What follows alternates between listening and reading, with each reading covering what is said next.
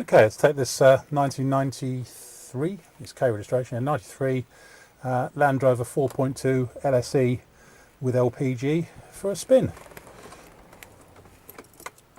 All the warning lights come up, ABS light and everything the way it should.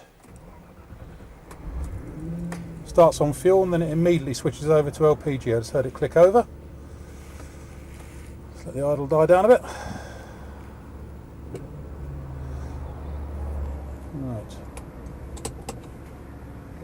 Off we go. I've done 110 miles on this so far. Been absolutely lovely actually. A lot of that was fast motorway work, but also in town as well. Showing 147,000 miles. As I say, the ABS light has gone out correctly now, as it should do. That little warning light you can probably see glowing is the petrol warning light. It is a bit low on petrol at the minute. You should always keep some petrol in an LPG one because they have to start on it, especially when they're cold. And this one, as I say, has clicked straight onto LPG after starting.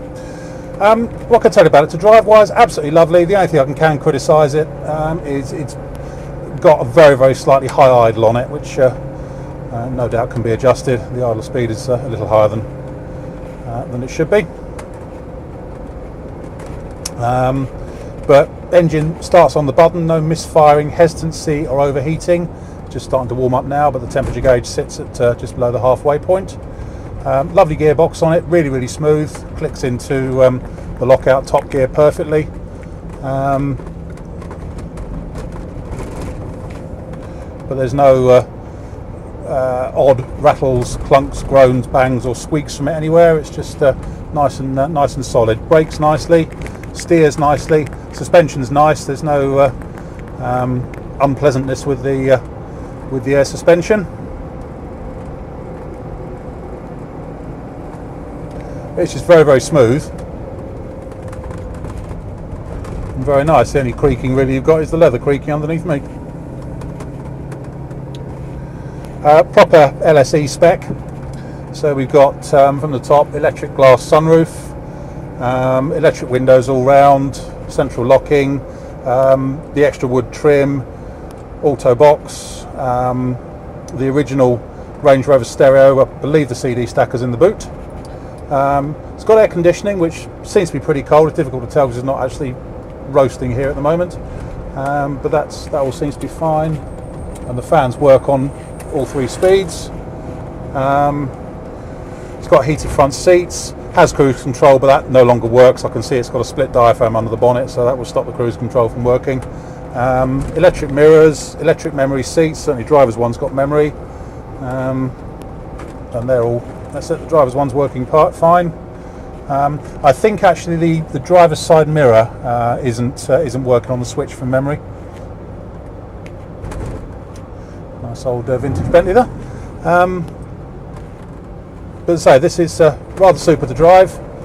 I think I can criticise it on is in the cabin. It's got the auto dipping rear view mirror, and it seems to have auto dipped once too often, should we say, because it's kind of half delaminated and dipped and a tiny bit at the top not. So I'm quite alright with it, but you may want to change that. But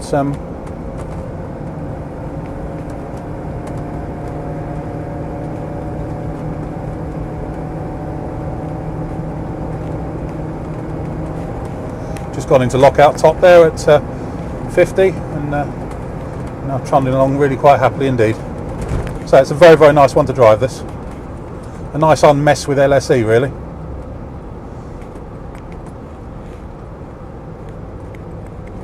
Hasn't been taken off road or had any unpleasantness done to it, shall we say. It's a nice up together car.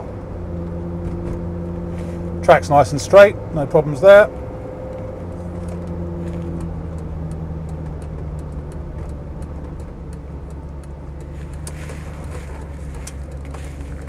There we go.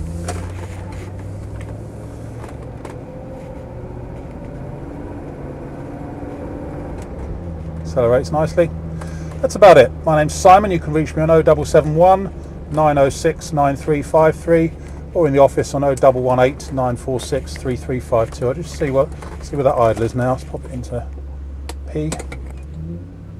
Yeah, it's idling at about 12. It's coming down now, 1200 RPM, which is about 400 RPM more than it should be. But it's not, it's not a big issue. But it is there, but it is easily adjustable.